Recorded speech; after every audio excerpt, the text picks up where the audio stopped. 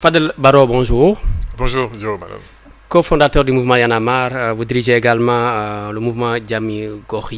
Alors, Fadel, la situation actuelle du pays, on parle des finances, on parle un peu des droits de l'homme, entre autres. Votre lecture sur ce qui se passe actuellement? Oui, c'est un début d'un régime, un début assez poussif. Compte tenu des aléas macro, parce que nous vivons un monde assez complexe en ce moment. Nous vivons un monde post-Covid, nous vivons un monde aussi en guerre, guerre à Gaza, guerre en Ukraine, guerre ici dans le Sahel. Un monde où les prix n'ont jamais cessé de flamber depuis plus de 3 ans, depuis l'événement du coronavirus. Et en cela, le Sénégal a pris sa part avec toutes les manifestations qu'il y a eu entre mars 2021 jusqu'en 2024. Cette crise préélectorale a fait aussi un peu plomber l'économie. Mais la manière aussi dont l'alternance s'est produite de manière assez spectaculaire au Sénégal, qui a propulsé de nouveaux dirigeants, ces nouveaux dirigeants, il me semble que c'est eux qui démarrent, qui n'ont pas mesuré ce contexte international difficile, mais aussi un contexte local assez difficile. Ce qui fait que nous vivons des moments très durs pour le simple citoyen. Nous le subissons de manière très dure. Les prix ne cessent de flamber. L'accès à la vie simplement est difficile. L'accès aux soins, l'éducation, le système éducatif, mais aussi la violence sur les femmes que nous voyons, la recrudescence de toute forme de violence. Bref, les Sénégalais sont sous pression. Avant-hier, il y a un ami qui me disait qu'il a l'impression que tout le monde est fâché. Tout le monde est fâché dans ce pays. C'est-à-dire les nerfs sont tendus. Les nerfs sont tendus. Vraiment, les nerfs sont tendus, tu le ressens sur la route, partout, on le ressent. Et voilà, c'est dans ce contexte-là que je pense que nous vivons aujourd'hui. Le régime du Jubanti ne semble pas mesurer l'attente des Sénégalais et leur impatience de plus en plus grandissante. Qu'est-ce qu'il doit faire concrètement, à votre avis? Je pense qu'il faut qu'ils s'appliquent les promesses. Quand je dis bien qu'ils s'appliquent les promesses qu'ils avaient faites aux Sénégalais. Parce que il faut libérer la justice pour que justice puisse se rendre de manière sereine, de manière non partisane. Qu'est-ce que j'appelle libérer la justice? Ils avaient promis de sortir du Conseil supérieur de la magistrature, mais ce n'est qu'un élément pour libérer la justice. Ils ont fait des assises pour que nous puissions avoir une justice qui dit le droit, une justice sortie de la mainmise de l'exécutif, des hommes politiques. Ils ne l'ont pas fait. Le résultat, c'est quoi? Le résultat, c'est que ils ont arrêté Farba Ngom.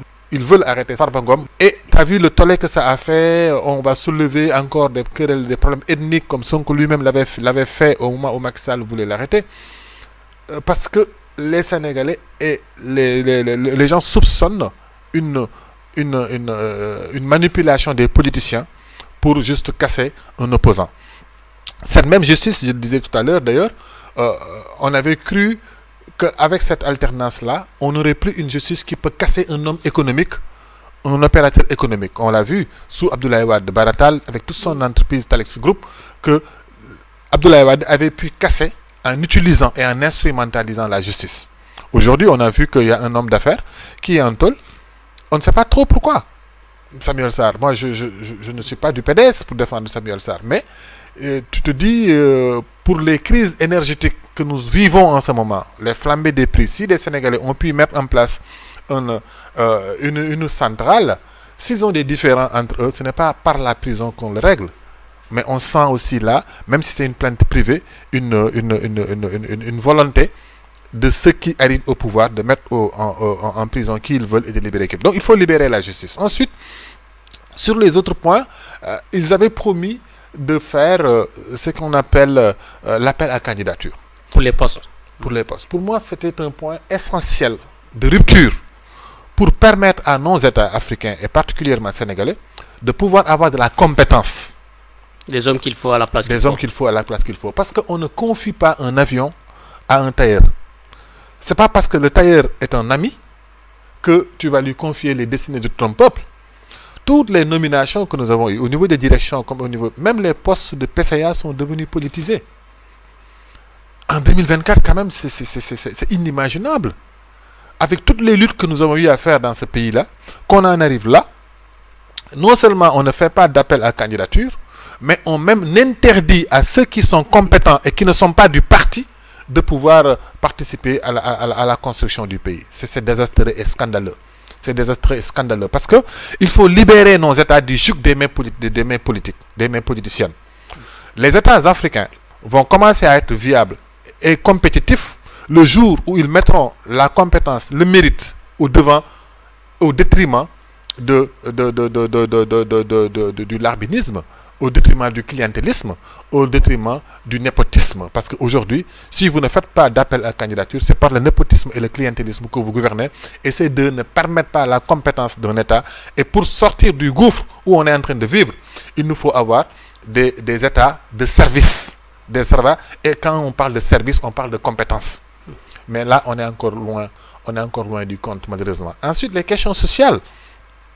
L'école. Est-ce que l'école publique sénégalaise est en mesure aujourd'hui de former les talents, de former cette compétence dont l'État a besoin? On n'a même pas répertorié, on n'a même pas de banque de besoins de l'État pour pouvoir les répondre par notre école. Et le résultat, c'est quoi? C'est que les jeunes continuent de prendre la mer, d'aller à Barça ou Barsakh. Le pire, c'est qu'aujourd'hui, nos États même organisent cette saignée musculaire de l'Afrique. Parce qu'on n'a pas, je disais tout à l'heure que si le Dubaï, si l'Espagne a besoin de compétences, ils vont sur LinkedIn. Et quelle que soit ta nationalité, ils vont aller te chercher. Vous parlez de la migration circulaire. Hein? Énormément de jeunes veulent aller. Hein? Veulent y aller. Ça doit inquiéter tout le monde, non? C'est très inquiétant. Oui. Quand on voit l'énergie, quand on voit chaque jeune est un outil.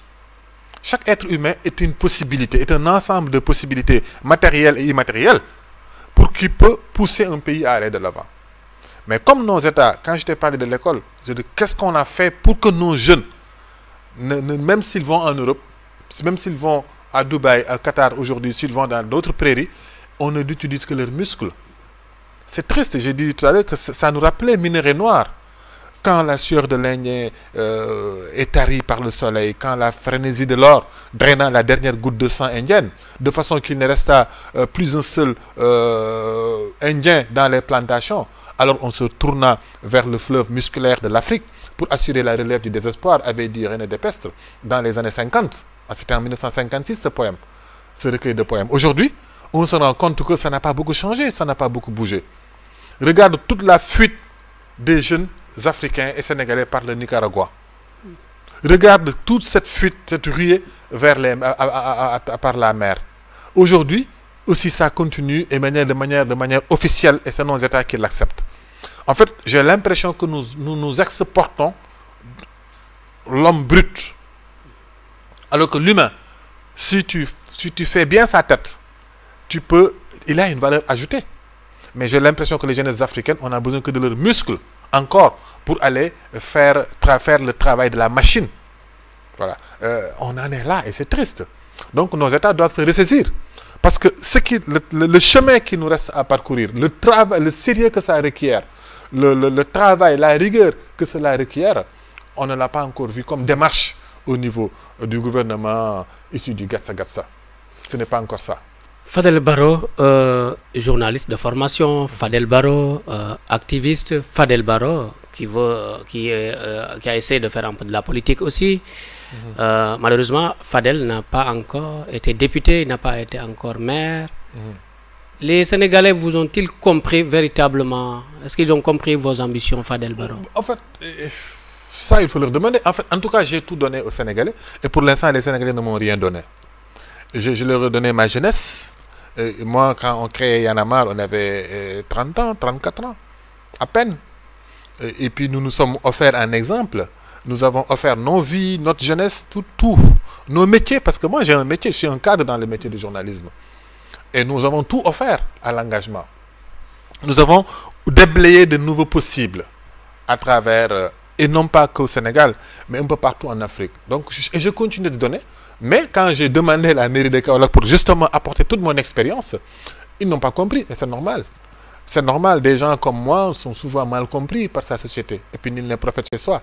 Ailleurs, les gens comprennent et sollicitent nos compétences, mais ici, je pense que c'est une question de temps.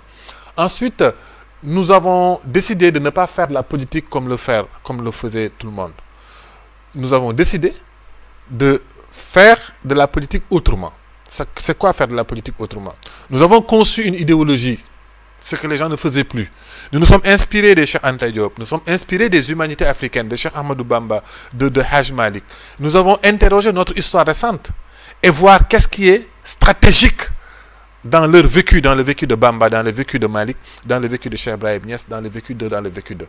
Qu'est-ce qui relève, qu'est-ce qui peut être, qu'est-ce qui peut devenir universel comme offre et proposition, ce qu'on appelle, nous, les humanités, l'afro-humanisme. À partir de cet afro-humanisme, nous avons bâti une philosophie politique, une philosophie d'action politique à travers les djammistes, le mouvement Djammi Gox yi. C'est très incompris par les Sénégalais. Parce qu'il nous fallait, si on critique, j'ai critiqué les politiciens quand j'étais à Y'en a marre. Je ne peux pas venir en politique et faire ce que j'ai critiqué. Donc j'ai voulu décider de rester moi-même. De venir avec toutes les vertus et les valeurs qui nous ont portés en tant que nouveau type de Sénégalais dans l'espace citoyen pour devenir un djamiste dans l'espace politique. Et puis avec une philosophie de paix. Parce que ce que le Sénégal a, le meilleur qu'il a offert au monde entier, ce sont djam. Et faire de ce djam, encore une fois de plus, comme humanité africaine, une philosophie d'action politique, économique, sociale et culturelle. Il faut du temps pour que les gens le comprennent. Et nous prenons ce temps-là. Nous avons pris ce temps, nous sommes allés aux élections municipales à Kaolack, et puis on n'avait pas fait un mauvais, on n'a pas été ridicule. Parce que sur les 7 candidats, on était la lune médiane pour un premier début, et puis avec une campagne révolutionnaire, une campagne sans moyens financiers, une campagne avec les moyens de la pauvreté. Nous nous sommes installés 4e sur un groupe sur les 7 candidats que Kaolack devait choisir. Donc c'est un bon début. Vous dites que c'est fini ou bien je vais encore aller? Mais c'est un chemin. Ce n'est que le début, je leur ai dit. Moi, je ne suis pas quelqu'un qui renonce. Nous n'avons pas fait tout ça pour renoncer parce que en définitive, c'est pas... Ça aussi, c'est dans notre philosophie de faire de la politique. Nous ne sommes pas là que pour des postes. Nous sommes là encore surtout pour inspirer les jeunes à venir, les générations à venir. Donc non, ce sera toute notre vie. On est allé aux élections législatives, Macky Sall nous avait retenus. À l'époque, personne n'a voulu entendre la candidature de Fadel Barro parce que tout le monde était soit dans le Benno ou dans le PASTEF, dans le Gassa Gassa. Nous avons refusé cette dualité. Parce que nous avons estimé que cette dualité n'était que politicienne. Nous avons tracé notre voie entre eux. À la présidentielle, nous avons eu la volonté. Aujourd'hui encore, nous continuons ce chemin et nous serons présents à toutes les élections en tant que djamistes. Mais non pas en tant que politiciens classiques. Parce qu'il nous faut une alternative à cette manière de faire de la politique. Il faut révolutionner les pratiques politiques. Et c'est ce que nous essayons de faire à travers le mouvement Djammi Gox yi. Mais comme vous dites, c'est un chemin long et difficile. Et nous l'avons compris. Et nous donnons un exemple aux jeunes avec qui nous travaillons. Et il y a vraiment des jeunes qui entendent et qui comprennent. Maintenant, c'est un temps, comme disent les Wolofs, Fadel Barro, merci. Là. Je vous en prie.